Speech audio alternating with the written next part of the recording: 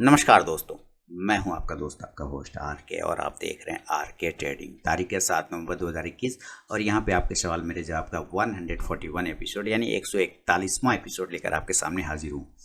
कल सैटरडे शनिवार को जितने लोगों ने भी सवाल भेजे हैं उनके सारे सवालों को कलेक्ट करने के बाद ये संडे को वीडियो बना के मैं जवाब देता हूँ। इस बार चूँकि दिवाली फेस्टिवल था तो लोगों में लोग अपने अपने घर चले गए होंगे या बिजी होंगे, तो इस वजह से थोड़ा कम पार्टिसिपेशन हुआ है। जैसा कि इस बार है लोग काफ़ी बिजी होंगे अपने पर्व त्यौहार में, लेकिन जितने भी लोग, चूँकि इस सीरीज़ का नियम यही है कि जितने एक आएंगे तो एक, 10 आएंगे तो 10, 50 आएंगे तो 50 लोग, सारे लोग। लेकिन कोई लोग अगर मान लीजिए मुझसे मिस हो गए हो, मैं नहीं ले पाया उनके सवाल, किसी कारणवश मिस हो गया मुझसे, तो कृपया नाराज़ ना हो, मुझे पर्सनल व्हाट्सअप मैसेज करें अपने सवाल, मैं वहाँ पर जवाब देने की कोशिश करूँगा। अगर आपका सवाल मिस हो गया, आपने भेजा हो और मिस हो गया हो मुझसे, तो ज़रूर मैं आपके सवाल का जवाब देने की कोशिश करूंगा। ठीक है, तो चलिए सवालों को सिलसिला शुरू करते हैं। और अगर आप लोगों ने सवाल, कुछ लोगों ने नहीं भी भेजे हैं, तो भी वीडियो पूरा देखें, आपको बहुत सारे सवालों का जवाब मिल जाएगा। तो चलिए देखते हैं कि सबसे पहला सवाल किनका है। पसंद आए तो कमेंट करके जरूर बताएं और टेलीग्राम चैनल और मेरा मोबाइल एप्लीकेशन आर के ट्रेडिंग को आप ज्वाइन कर सकते हैं, जहाँ पर लाइव मार्केट के कॉल्स और साथ ही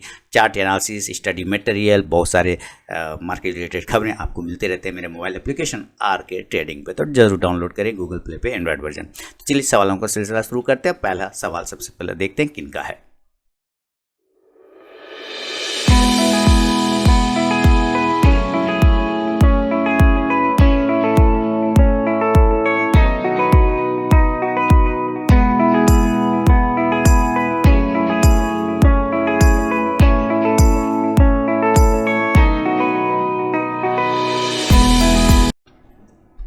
तो सबसे पहला सवाल है, टोनी गुप्ता जी ने रांची से भेजा है। इन्होंने लिखा है, चंबल फर्टिलाइजर के बारे में पूछा था, आप बताना भूल गया और इसका व्यू शॉर्ट टर्म के लिए क्या है, बाय प्राइस 460 है।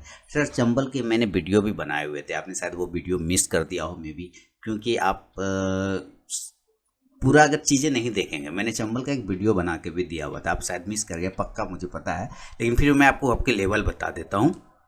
तो चंबल फर्टिलाइज़र का मैं लेवल चेक करने की कोशिश करता हूँ कि 460 की बाइंग है। तो सबसे पहले मैं इनके चंबल फर्टिलाइज़र, मेरे तो टारगेट भी आ गए थे चंबल फर्टिलाइज़र में, और 460 की आपकी बाइंग है। सर 460 इधर इस तरफ में आया कहाँ है, 450 गया। आप शायद पुराने प्राइस पे या तो 360 पे लिया हो मेरे ख्याल से, या तो आपने 360 पे लिया है, क्योंकि 460 सर इसका किस ईस्वी का प्राइस होगा ये मुझे बिल्कुल आइडिया नहीं। देखिए इसने जो हाई मारा है वो भी 451 का है, और आपकी बाइंग प्राइस आप यहाँ पे लिख रहे हैं 460 है।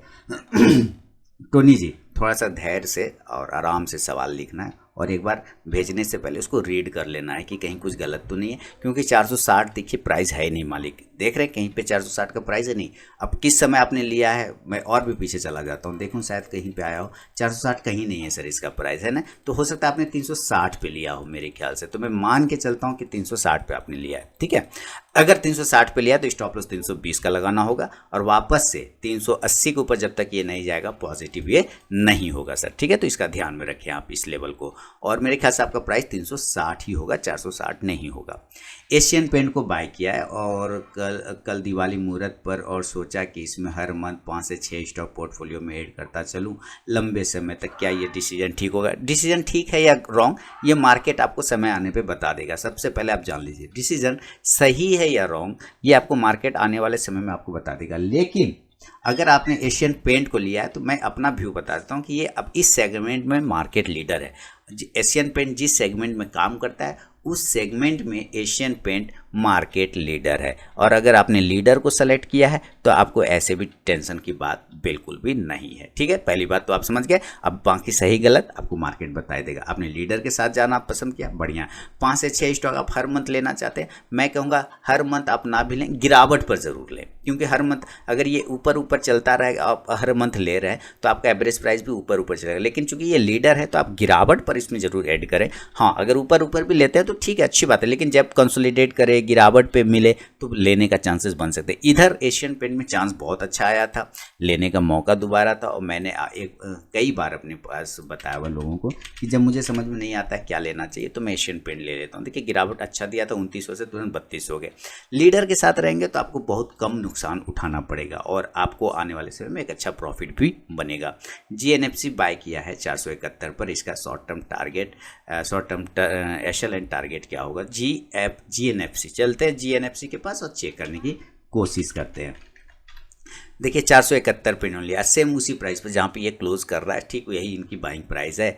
तो देखिए सर स्टॉप लॉस भी इसमें आपको 420 रुपये का लगा के चलना होगा। 480 से 490 का एक छोटा सा रेजिस्टेंस एरिया है, हालांकि साइकोलॉजिकल लेवल 500 का एक एरिया आ रहा है। अगर ये 500 ब्रेक कर जाता है, लेकिन उसके पहले तो इसको 490 ब्रेक करना पड़ेगा, देन आपको ये 530 से 40 के टारगेट बनाएगा, लेकिन स्टॉप लॉस 420 का लगा के GNFC में चलना पड़ेगा आपको। HDBL बाय किया है, क्या इसे लॉन्ग टर्म के लिए होल्ड कर सकते हैं? बिल्कुल। देखिए दारू कंपनी है, सीधी सीधी बात जाने। और दारू जो है, दारू मतलब वाइन जो है भारत का आत्मा है, नहीं तो दारू कंपनी भारत की आत्मा है। अगर आपने आत्मा को पकड़ लिया है तो आपको टेंशन क्या लेने का, क्योंकि आत्मा जो है ना अमर है ना। शरीर जो है ख़त्म हो जाता है, आत्मा अमर हो जाता है, आत्मा दूसरे रूप में कन्वर्ट हो जाता है। तो आत्मा को आपने पकड़ लिया। तो भारत का, इंडिया का आत्मा क्या है? ये वाइन है, ये दारू है। लोग एकदम इसको पीने के बाद राष्ट्रपति को भी खरीद लेते हैं, प्रधानमंत्री को भी खरीद लेते हैं खड़े कर। 10 रुपये का पिया पॉलीथीन, 20 रुपये का पिया, कहता है बाप तेरी का राष्ट्रपति, बाप साला खरीद लेंगे खड़े कर।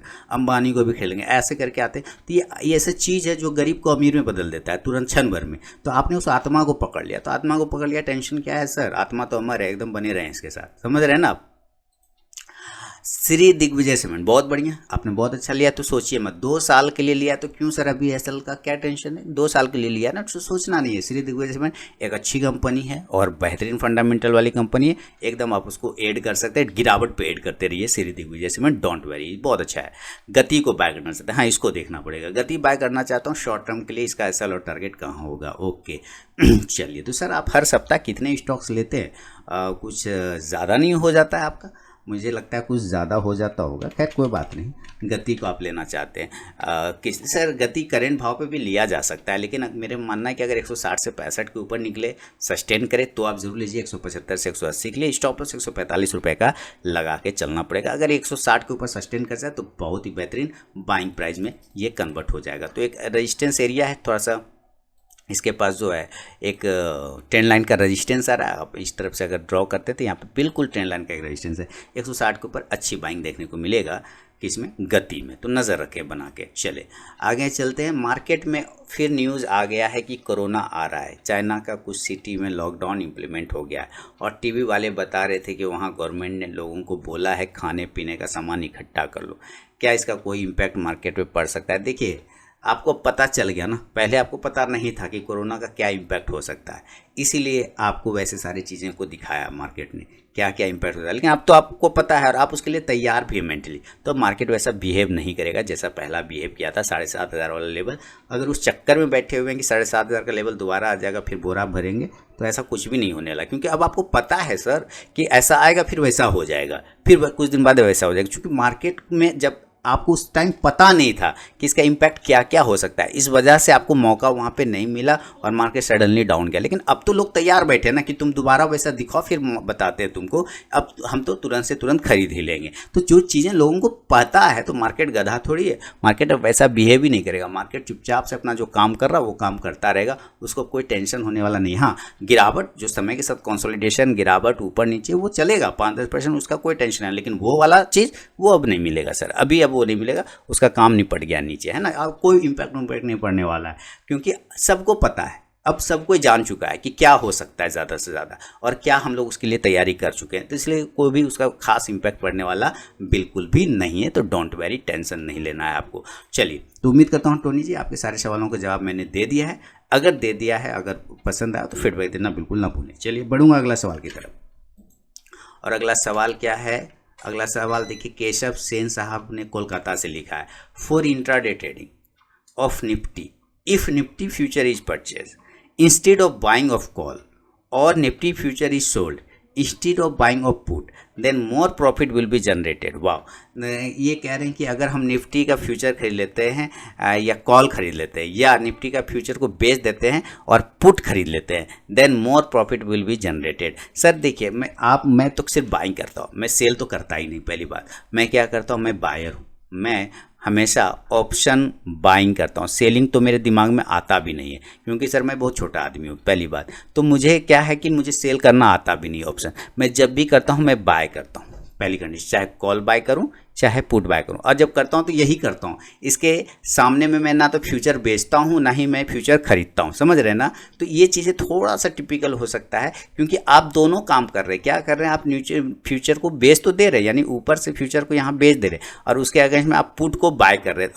अब बताइए, ये जब आपने इसको बेचा और ये जब इसको है, एक समय ऐसा आएगा जब ये दोनों इक्वल हो जाता है, एक समय ऐसा आएगा जब ये दोनों किसी न किसी प्राइस में मैच करेगा, तो आपको एक प्रॉफिट तो होगा, लॉस नहीं होगा। क्यों? क्योंकि आपने हेज कर लिया, एक तरह से अपने आप को क्या कर लिया, हेज कर लिया। मेरे ख्याल से मैं जो करता था, मैं कॉल को भी बाय कर लेता था पहले और पुट को भी बाय कर लेता था, ठीक है। तो दोनों में से एक साइड जिधर भी प्रॉफिट होता था मैं दूसरे पोजीशन काट के इसको बुक कर लेता था, पहली बात। तो ये चीज़ें जो है ना, मैं बायर हूँ, इसलिए मैं बाय साइड में आपको व्यू बता सकता हूँ। आपने ये सेल कर जो बोल दिया कि यहाँ पे आपने सेल कर दिया है और देन आपने पुट को बाय कर लिया, तो मेरे ख्याल से आपने फ्यूचर को सेल किया और पुट को बाय किया। अगर फ्यूचर नीचे आता है तो जाहिर सी बात है पुट ऊपर जाएगा, तो यहाँ पे आपको लॉस हो रहा है और यहाँ पे आपको प्रॉफिट हो रहा है। तो मेरे ख्याल से आप प्रॉफिट में तो रहेंगे, प्रॉफिट में तो आप ज़रूर रहेंगे, इसमें नो डाउट, लेकिन बहुत ज़्यादा प्रॉफिट होगा इसकी मैं sir I have no idea, इसके लिए मैं माफ़ी चाहूँगा केशव सिंह साहब।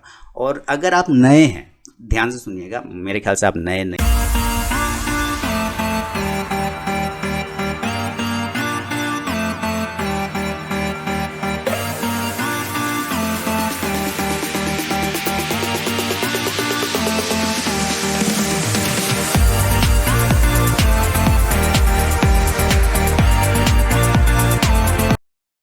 होंगे, लेकिन अगर इनकेस नए हैं, जो व्यूअर सुन रहे हैं इस बात को, इनकेस अगर नए हैं तो सबसे पहले सर आप इक्विटी पे ट्राई करिए ना, ट्रेड करने की कोशिश इक्विटी पे करिए। देन इक्विटी कैश पर, किस पर करना है, इक्विटी कैश पे। देन धीरे धीरे आना है इक्विटी फ्यूचर पर, किस पे आना है, फ्यूचर पे। देन किस पे आता है, ऑप्शन पर। ऑप्शन लास्ट में आने वाली चीज़ है, लेकिन पिछले 1-1.5 सालों से मैंने एक नया ट्रेंड देखा है कि जो लोग आते हैं नया, वो शुरुआत ही ऑप्शन से करते हैं, और जब उनको लॉस होता है तो वो फ़ोन करके पूछते हैं कि मैंने इसको डिलीवरी ले लिया सर, लॉस हो रहा था, मैंने इसको कन्वर्ट कर लिया डिलीवरी। मैं पूछता हूँ सर कौन सा स्ट्राइक प्राइस को लिया है, तो कहते हैं मुझे तो स्ट्राइक प्राइस पता नहीं है, 200 रुपया पे लिया था। अब बताइए, जिनको स्ट्राइक प्राइस नहीं पता कि किस स्ट्राइक प्राइस का लिया है, वो कहते हैं कि मैंने 200 रुपये में लिया था। तो जिनको ये चीज़ें पता नहीं, अगर वो ऑप्शन में करेगा तो उनकी क्या हालत होगी। इसलिए अगर आप एक्सपीरियंस वाले हैं तब तो ज़रूर सही है, आप बिल्कुल सही कर रहे हैं। लेकिन अगर न्यू हैं तो पहले इक्विटी कैश पे कमांड करिए, देन फ्यूचर पर, देन ऑप्शन पे। ये मेरे ख्याल से सही तरीका होता है सीखने, समझने और पैसा कमाने का। क्योंकि डायरेक्ट ही अगर सीधे ऊपर वाले लेवल से करना स्टार्ट करेंगे तो कहीं ना कहीं बेसिक मिस हो जाता है कि सब्जी। तो मैं बायर में हूँ, मैं बाय साइड के व्यू बता सकता हूँ, सेल साइड वाला मुझे कोई आइडिया इसका आता नहीं है। आगे चलेंगे। तनवीर आलम जी दिल्ली से पूछ रहे हैं कि मेरे पास SBI 525 नवंबर का कॉल है, 24 में टारगेट और स्टॉप लॉस क्या होगा। सर मैं कैश के चार्ट बताऊंगा और उस हिसाब से अगर कैश में वो लेवल आएगा देन आप अपना समझ सकते हैं उसमें क्या होगा। डेल्टा कोड 272 की बाइंग है, टारगेट और स्टॉप लॉस 525 नवंबर का इन्होंने लिया हुआ SBI का कॉल। तो मैं SBI के कैश के चार्ट देखूंगा, सीधी सी बात है। SBI ये आ गया 525 का, तो ऑलरेडी आप प्रॉफिट में होंगे क्योंकि ये 530 के आसपास में चल रहा है। देखिए अगर ये 540 के ऊपर निकलता है तनवीर जी, देन आपको जो कॉल ऑप्शन है बहुत अच्छा प्रॉफिट बना के देगा।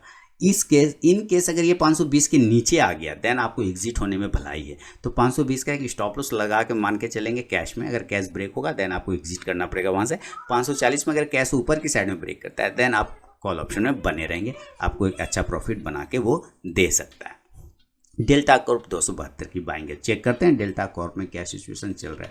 डेल्टा कॉर्प देखिए, डेल्टा कॉर्प 272 282 चल रहा है, बने रहें। डेल्टा कॉर्प 260 का एक स्टॉप लॉस लगाइए, बने रहें ऊपर के लेवल में। 285 को ब्रेक करने के बाद चूंकि ये कर भी रहा है, चांसेस लग रहा है कि आपको ये कल जो है 285 के ऊपर निकलता हुआ दिखाई दे, तो 300 तक के टारगेट देने की कोशिश करेगा डेल्टा कॉर्प। लेकिन चूंकि मार्केट एक लंबे वीकेंड के बाद ओपन हो रहा है तो थोड़ा कन्फ्यूजन भी बना रह सकता है, तो थोड़ा सा पहले आप स्टॉप लॉस को मेंटेन ज़रूर कर लें। ये है तनवीर आलम जी के सवाल पे मेरा अपना जवाब। आगे बढ़ूंगा, अगला सवाल जिगर भट्ट जी बड़ौदा गुजरात से लिख रहे हैं। इनका सवाल है कि हैप्पी न्यू ईयर सर, आपको भी sir. I bought last month for swing trading of 3 to 4 week. 3 से 4 सप्ताह के लिए इन्होंने खरीदा Advani Hotels, Black Rose, CESC, Genus Power, Orient Cement, Chartered Logistic, ये सारे भाव पे खरीदे हुए। अडवाणी को 85-30 पे खरीदा है, ब्लैक रोज को 226-75 पर, CESC 95-20 पर और जीनस पावर 77-52 पर, ओरिएंट सीमेंट 183-85 पर, चार्टेड लॉजिस्टिक 17-93 पे। तो क्या I have also bought Ashok Leyland before 2 month. अच्छा 135.10 पे सर, ठीक है, तो कोई दिक्कत नहीं है। आपने अडवाणी होटल्स में थोड़ा सा इशू हो सकता है, CSC और ओरिएंट सीमेंट में कोई इशू नहीं है। पहले मैं अडवाणी होटल्स को ही चेक करूंगा। चलिए अडवाणी होटल्स, ये आगे आपने लिया है 85 पे ना, आपने 85-30 पे लिया, बिल्कुल सही। और ये 77 के पास में चल रहा है। देखिए अगर आप थोड़ा सा सब पेशेंस रखें, धैर्य रखें, तो आप एक स्टॉप लॉस 70 रुपये का लगा के वेट करिए, क्योंकि एक ब्रेकआउट देने की कोशिश कर रहा है। 80 के ऊपर जाने के बाद इसमें एक मूवमेंट बनेगा सर, जो कि आपका बाइंग प्राइस 85 रुपये के आसपास पहुँचा देगा। तो 80 के ऊपर अगर ये ब्रेकआउट करता है तो आप वेट कर लेंगे। 75 के नीचे अगर निकलता है तो थोड़ा आप तैयार हो जाइएगा अपना पोजिशन कट करने के लिए अडवाणी होटल में। पहला तो कंडीशन ये रहा। दूसरा है ब्लैक रोज 226.75 पे आपने लिया। तो चलते हैं ब्लैक रोज की तरफ। ब्लैक रोज है ना, ब्लैक रोज यही है, आपने लिया हुआ है 226.75 पे। ओके, और ये 208 रुपये पे। स्टॉप लॉस सर 200 रुपये का ही लगा लीजिए, ज़्यादा दूर का मत लगाइए। हालांकि 195 के आसपास का बनता है, लेकिन आप लगा लीजिए 200 रुपये का। ऊपर 215 को ब्रेक करेगा, देन आपको 220 से 225 का टारगेट आएगा। लेकिन अगर ये नीचे कट गया 200 को, तो फिर गिरावट बन सकता है ब्लैक रोज में। CSC 95 सर, इस पर बने रहें। CSC में ऐसा कोई टेंशन वाली बात नहीं, आप बने रहें 95, कोई टेंशन नहीं। आप इसमें थोड़ा 2 सप्ताह क्या 4 सप्ताह भी बने रहेंगे ना, और ये नीचे रहेगा तो आपको टेंशन नहीं लेना है। बिल्कुल अप ट्रेंड का स्टॉक है, बिल्कुल पॉजिटिव है, और ऊपर की साइड में 94 को निकाल देगा तो 98 से 100 के टारगेट भी CSC लगा के दिखा सकता है आपको। जीनस पावर 77.52 पे लिया। ठीक है, अभी पावर कंपनियों कोयला की कमी की वजह से पावर कंपनियों में एक मूवमेंट आया था, और आपने इसको लिया है कितना पर 77.52 पे। ठीक है, कोई टेंशन वाली बात नहीं कि स्टॉप लॉस मेंटेन करिए 60 रुपये का। ऊपर की साइड में 68 को ब्रेकआउट होने दीजिए, देन 70-75 के टारगेट बनेंगे। Genus power. ओरिएंट सीमेंट, तो हम लोग ओरिएंट, कोई दिक्कत नहीं। ओरिएंट सीमेंट ठीक है, 183 पर आपने लिया है और 182 उसी के आसपास चल रहा है, कोई दिक्कत वाली बात नहीं। बिल्कुल आपने लगता है उसी दिन लिया है 183-85 पे। ठीक है, ऊपर 185 का रेजिस्टेंस एरिया है सर। 185 को दोबारा से अगर ये ब्रेक करेगा, देन ये आपको 200 के टारगेट की तरफ जाने की कोशिश करेगा। स्टॉप लॉस आप ना भी इसमें लगाएंगे तो ऐसा कोई दिक्कत वाली बात नहीं है। ठीक है, फिर भी आपको लगाना है तो 170 रुपये के आसपास का एक स्टॉप लॉस लगा लें। चार्टेड लॉजिस्टिक की बात करते हैं तो हम लोग चार्टेड लॉजिस्टिक देखते हैं। आपने लिया है चार्टेड लॉजिस्टिक, सर्किट पे चल रहा है 17 रुपया 13 रुपये। सर जब सर्किट ही लगा हुआ है तो इसमें क्या बताया जाए, बताइए क्या बताऊँ, इसमें कुछ नहीं कर सकता। जब सर्किट खुले बेच दीजिए, प्रॉफिट बना लीजिए। जब तक सर्किट चल रहा है चलते रहने दीजिए, आप बेच भी नहीं सकते इसमें, है ना। तो इसमें अभी आप कुछ नहीं कर सकते। अब है कि अशोक लीलैंड को आप बाय करना चाहते हैं, ठीक है sir, no problem. Ashok Leyland को बाय कर लिया 135.10 पे, बने रहें सर अशोक लीलैंड पर। आप बने रहें अशोक लीलैंड पे, लंबे समय के लिए भी बने रह सकते हैं, कोई दिक्कत नहीं। 135 पे लिया, 145 चल रहा है, बिल्कुल बने रहें, कोई टेंशन नहीं। स्टॉप लॉस ज़्यादा लगाना डर लगे तो अपना बाइंग प्राइस का stop loss cost to cost लगा के रखिए। आपको स्टॉक में 150 का एक रेजिस्टेंस एरिया, अगर ये एक बार 150 को ब्रेक कर गया ना, आपको ये बड़े ब्रेकआउट देता हुआ ये आपको 175 तक के टारगेट दिखा सकता है। यही एरिया इसका रेजिस्टेंस एरिया है 150 के आसपास का। आप नज़र बना के रखें, आप यहाँ से भी ड्रॉ कर सकते हैं, यहाँ से भी ड्रॉ कर सकते हैं, कहीं कोई टेंशन नहीं। बस ये 150 एक बार ब्रेक हो जाए तो आपको 175-200 के टारगेट अशोक लीलैंड भी दिखाएगा। अब आप जो है please guide me for target and set for them for the month of November. बिल्कुल मैंने आपको बता दिया सर, और जो भी इसमें लेवल आए वो स्टॉप लॉस के साथ मेंटेन करके चलें, जैसा कि मैंने आपको बताया। अपना फीडबैक देना बिल्कुल ना भूलें। जिगर भट्ट जी, बड़ौदा गुजरात से। अगला सवाल की तरफ बढ़ूंगा। अगला सवाल संजय मिश्रा जी, सहरसा बिहार से।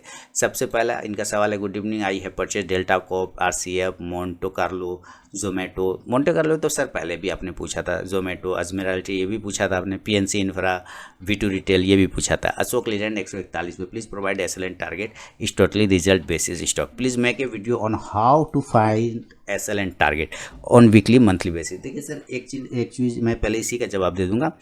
कोई भी आप मैजिक फार्मूला अगर ढूंढने जाएंगे ना कि मैजिक से पता चल जाए अक्कड़ बक्कड़ बम्बे वो यावरा का डावरा टाइप का, नहीं पता चलेगा। आपको हर हाल में चार्ट पे आना पड़ेगा, क्योंकि मैं जो आपको स्टॉप लॉस बता रहा हूँ संजय जी, चार्ट देख के ही तो बता रहा हूँ कि मैं यहाँ पे आवरा का डावरा मारा और मुझे स्टॉप लॉस पता चल गया, नहीं ना। वो चार्ट आपको टाइम देना होगा अपने चार्ट पर से। आप जो भी बिजनेस करते हैं, जो भी काम करते हैं, ज़रा ठंडे दिमाग से सोचिए, क्या बिना समय दिए क्या उस बिजनेस को या उस काम को आप कर पाते हैं, उस काम को समझ पाते हैं? आंसर आएगा नहीं, नहीं समझ पाते। तो उसी तरह जब आप इस चार्ट के पास समय बताइएगा, चार्ट को समय दीजिएगा, तभी तो ये आपको बताएगा ना कि कहाँ पर हम रुक रहे हैं, कहाँ पे हम गिर रहे हैं, कहाँ से हम भाग रहे हैं। वो सारी चीज़ें आपको नोट करना होगा, और वो सारी टाइम के साथ आएगा। टाइम के साथ मतलब आपको इस पर टाइम देना होगा कि रूटीन बनाइए, डेली 1 से 2 घंटा मुझे चार्ट देखना है। कुछ नहीं समझ में आए कोई दिक्कत नहीं, बस चार्ट को छोटा बड़ा करते रहिए ना, ऐसे ऐसे ऐसे भी करते रहेंगे ना तो एक आदत बन जाएगी। कई लोग मुझे शिकायत करते हैं, सर आंख दर्द करने लगता है, सर दर्द करने लगता है, आंख से पानी गिरने लगता है सर जब से स्क्रीन पर बैठता हूँ। भैया तो पैसा कमाना है और बिना मेहनत के कमाना है, तो ऐसा तो कुछ होता नहीं इस संसार में, है ना।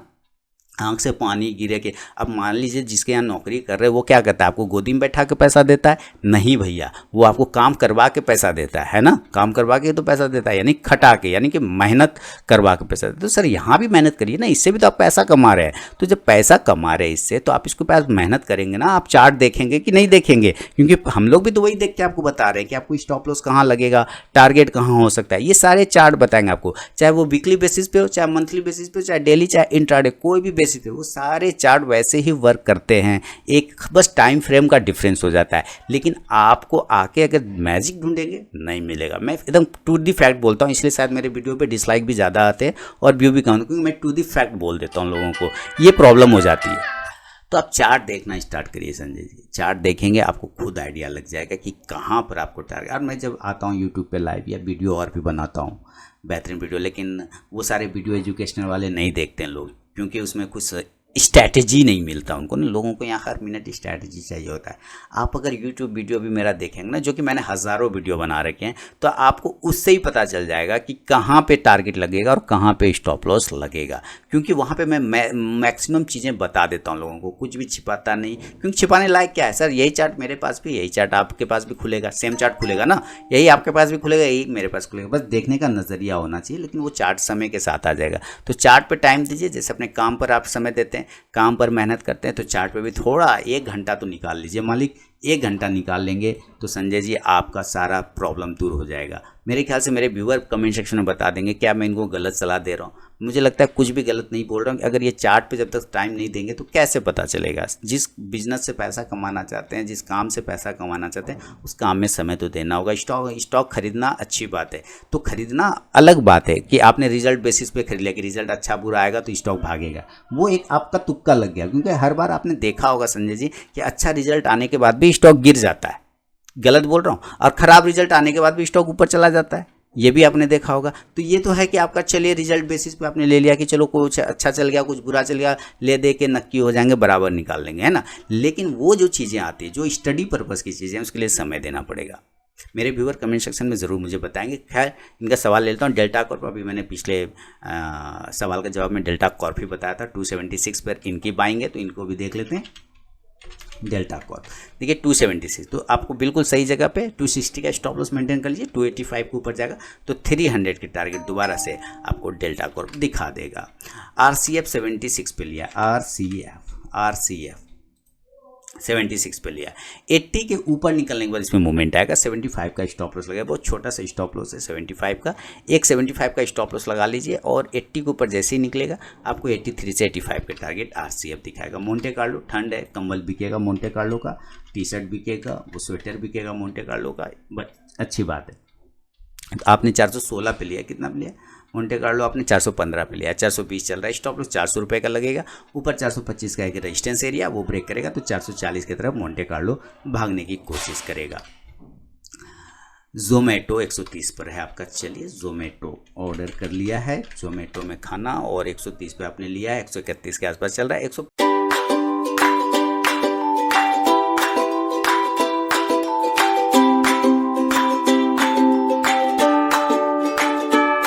का छोटा सा रेजिस्टेंस एरिया है, ज़्यादा बना, चूंकि नई लिस्टिंग है तो इसमें चार्ट अभी उतना क्लियर बना नहीं है, लेकिन 135 का एक छोटा रेजिस्टेंस है, ब्रेक करेगा तो 140 की तरफ जाएगा। नीचे की साइड में एक सपोर्ट एरिया 125 का, स्टॉप लॉस लगा के आप जोमेटो में चल सकते हैं। अजमेरा रियल्टी इसके 130 पे लिया है, तो अजमेरा में तो सर बहुत सारे टारगेट आ गए अजमेरा रियल्टी पे, है ना। 130 पे आपने लिया है तो सर आपने बहुत पहले लिया होगा। ये तो मैंने दिया हुआ था, पोजिशनल कॉल था मेरा, होल्डिंग वाला भी कॉल था 130, ये ऊपर की साइड में 420 ये सब का टारगेट वो सारे आ गए। मेरे ख्याल से आपने 130 नहीं 330 पे लिया होगा। अगर आपने इधर लिया है तो 330 होगा मेरे ख्याल से प्राइस, क्योंकि स्टॉक तो 340 पे क्लोजर है, तो 130 पे तो ऑलरेडी आप बहुत अच्छा प्रॉफिट में है। मेरे ख्याल से 330 पे आपने लिया होगा। 320 का एक स्टॉप लॉस लगा लीजिए। ऊपर 345 से 50 का एक छोटा रेजिस्टेंस है। 360 से 380 के टारगेट के तब देखने को मिलेंगे जब ये 355 से 60 345 से 50 के ऊपर निकलेगा तो 360 से 80 के टारगेट बनेंगे। पीएनसी इंफ्रा 338 पे लिया है, तो पीएनसी चलते हैं। पीएनसी इंफ्रा को 338 पे लिया है और 341 स्टॉप लॉस लग जाएगा इस कंडीशन में 325 का। और अगर ये 350 को ब्रेक करता है तो 360 से 370 के टारगेट बनेंगे। और V2 रिटेल आपने लिया 178 पे, 178 पे V2 रिटेल आ गया, 178 पे आपने लिया है और 182 पे V2 रिटेल चल रहा है। बहुत अच्छी बात है। स्टॉप लॉस लगाएंगे 160, छोटा स्टॉप लॉस 170 का, बड़ा स्टॉप लॉस 160 का। ऊपर 185 का रेजिस्टेंस से ब्रेक करेगा तो 190 200 के टारगेट। और इसके अलावा है आपके पास अशोक लीलैंड 141 सर 135 30 का स्टॉप लॉस लगा लीजिए, चलेगा, कोई दिक्कत नहीं। और इसको होल्ड रखिए। 150 के ऊपर निकलने के बाद आपको 160 से 70 तक के टारगेट 175 भी जा सकता है। और ये जो आपने सवाल पूछा था मे के वीडियो में, कोशिश करूंगा दोबारा पर्सनली बोल करके कि भाई ये है हमारा टारगेट वीकली एनवीसी, तब शायद लोग देखें, तब शायद लोगों को पता। मैं हेडिंग वैसे नहीं लिखता, इसलिए लोग ऐसे नहीं, मैं नॉर्मल हेडिंग लिख देता हूँ। लोगों को चाहिए कि इस टाइप के हेडिंग की, ये दो स्टॉक अपने बच्चों को खरीद के दे दो, 3 साल में बना देगा करोड़पति। इस टाइप की हेडिंग में नहीं लिखता, शायद इस वजह से लोग ज़्यादा वीडियो मेरे देखते हैं। मैं सिंपल से लिख देता हूँ, लेकिन मैं इस बार सोच रहा हूँ कुछ धमाकेदार हेडिंग लिखूंगा, तड़क भड़क वाला, तब शायद आपका ध्यान आकर्षित होगा मेरे बाकी वीडियो की तरफ। तो इस पर कोशिश करूँगा। और ऐसे भी संडे को मैं आज लाइव आने वाला हूँ यूट्यूब पे, वहाँ पे भी आएँ और वहाँ पे भी सवाल जवाब कर सकते हैं, कोई दिक्कत वाली बात नहीं है। कोशिश करूँगा एक वीडियो इस पर बनाने की। आगे बढ़े। और प्रशांत वाघमारे जी पुणे से अगला सवाल भेज रहे हैं और इनका अगला सवाल है, पहला क्या है, I am holding few stocks for long term. D Mart 40 share 1175 पे लिया, कोटक बैंक 20 शेयर 1712 पे, Eicher motor 10 share 2400, LNT 20 share 1296, IRCTC 20 share 1020 पर। Kindly view SLN target. Sir भूल जाइए, जितने भी स्टॉक्स लिया ना सब भूल जाइए, सारे भूल जाइए, कोई स्टॉप लॉस वगैरह की बात नहीं। डी मार्ट एकदम इंजॉय करिए, कोटक बैंक इंजॉय करिए, आयसर मोटर इंजॉय करिए, LT इंजॉय करिए, IRCTC अगर 1020 पे 1020 पे पहले लिया था, पहले, अभी की बात नहीं कर रहा हूँ, पहले लिया था, तो आप अभी भी उसमें काफ़ी ज़बरदस्त प्रॉफिट में। क्यों? क्योंकि अभी वो स्टॉक 5 गुना आपको 5 गुना दे गया, क्योंकि एक अगर 10-20 स्टॉक होगा तो 20 पंचे 100 100 स्टॉक हो गए होंगे आपके, और आप एक अच्छे प्रॉफिट में बैठे होंगे वहाँ पर ज़रूर से ज़रूर। तो फिलहाल ये स्थिति है, लेकिन फिर भी एक बार मैं देख लेता हूँ आपके लिए चार्ट डी मार्ट। ऐसे कोई चार्ट इसकी देखने की ज़रूरत नहीं है, आप बने रह सकते हैं डी मार्ट में, कोई बात नहीं। 1120 पे लिया है सर और 1175 पे 4700 4800 का चल रहा है, क्या दिक्कत है सर? कहाँ जाएंगे? 4400 का स्टॉप लॉस लगा लीजिए, 5000 5200 ये सब टारगेट आपको लंबे समय के लिए, लॉन्ग टर्म रखा है ना, फॉर लॉन्ग टर्म। क्यों देखना? कोई देखने का बात नहीं, वर्ड जोड़ दिया आपने लॉन्ग टर्म, इंजॉय करना। ये सारे स्टॉक फंडामेंटली गुड हैं और टेक्निकली भी गुड है। चाहे कोटक बैंक हो जाए, 1712 पे आपने लिया है कोटक बैंक, कोई दिक्कत नहीं। एक आध दो दिन गिर भी गया तो आपको टेंशन लेने की बात नहीं। 2057 चल रहा है, 1712 पे आपने लिया है, क्या दिक्कत है? कोई दिक्कत नहीं है। आपने LNT को लिया है, LT को 1900 चला गया, और LT आपने लिया हुआ है 1296 पे, 700 पॉइंट आप ऑलरेडी प्रॉफिट में। आयसर मोटर 10 शेयर 2400 पे लिया है। आयसर मोटर देख लेते हैं, आयसर मोटर 2400 पे, 2600 चला, क्या दिक्कत है सर? एकदम इंजॉय करिए ना, एकदम इंजॉय करिए, कोई स्टॉप लें, लॉन्ग टर्म एकदम डीप पर बाय करिए। ये सारे फंडामेंटली बढ़िया स्टॉक है। IRCTC खराब नहीं। कुछ लोग IRCTC के बारे में बरगला रहे हैं कि ये बर्बाद हो गया, ये हो गया। सर एकदम दिमाग से लगाना ही नहीं है, वो सब चीज़ सोचना भी नहीं है ना, एकदम आप इसमें बिल्कुल बने रहें, कोई टेंशन वाली बात नहीं है। थोड़ा गिरावट आएगा प्रशांत जी, उसमें डरने घबराने वाली कोई भी बात नहीं। बढ़ूंगा अगला और अंतिम सवाल की तरफ। सुनील शर्मा साहब बलिया यूपी से लिख रहे हैं, वर्लपूल को बाय किया 2084 पे, एशियन टाइल्स को 138.50 पे, रेसोनेंस को बाय किया 193.50 पे। 1 ईयर टारगेट कहाँ तक है? तो वर्लपूल सर बहुत ही अच्छी कंपनी आपने खरीदा हुआ है, कहीं को 2084 पे लिया है, 2114 चल रहा है सर। टारगेट अगर ऊपर के लेवल को ये ब्रेक करता है वर्लपूल 2150 से 2200 को, आपको टारगेट ये 2350 तक भी जा सकता है आराम से, लेकिन स्टॉप लॉस 2000 का लगा लीजिए वर्लपूल में। रेसोनेंस को लिया है और रेसोनेंस का जो प्राइस है आपके पास में 123 93.50 196 चल रहा है, स्टॉप लॉस 180 का लगाइए। 205 से 210 को अगर ब्रेक करेगा तो 220 से 240 तक के टारगेट रेशोनेंस दिखाएगा। एशियन टाइल्स 138.50 पे लिया है, तो एशियन टाइल्स की बात कर लेते हैं। 138.50 पे स्टॉप लॉस छोटा से 128 का लगाइए। 140 का रेजिस्टेंस एरिया, ब्रेक करेगा तो 150 से 160 की तरफ जाने की कोशिश कर सकता है एशियन टाइल्स। तो ये ओवरऑल सुनील शर्मा साहब के सवाल पे मेरा अपना जवाब है। उम्मीद है अपना फीडबैक जरूर देंगे। और दोस्तों ये आपके सवाल मेरे जवाब का अंतिम सवाल था, तो जो मैंने जवाब दे दिया है, उम्मीद करता हूँ सारे लोग फीडबैक कमेंट ज़रूर करेंगे। और साथ ही टेलीग्राम चैनल और मेरा मोबाइल एप्लीकेशन को ज्वाइन कर सकते हैं, जहाँ पे लाइव मार्केट में कॉल के साथ साथ बहुत सारी स्टडी मटेरियल चीज़ें भी आपको प्राप्त होती रहती है। तो मिलूंगा अब नेक्स्ट वीडियो में, तब तक के लिए बहुत बहुत धन्यवाद।